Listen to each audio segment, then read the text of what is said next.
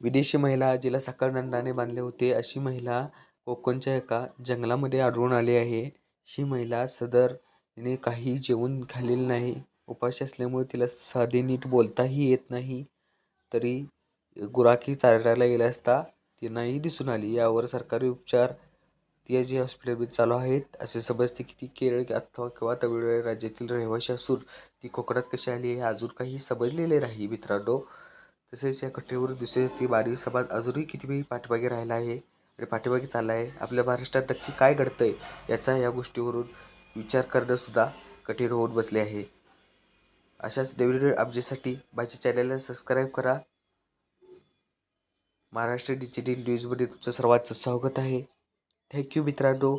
आणि माझ्या चॅनलला नक्की सबस्क्राईब करा, लाईक करा, शेअर करा. Thank you very much.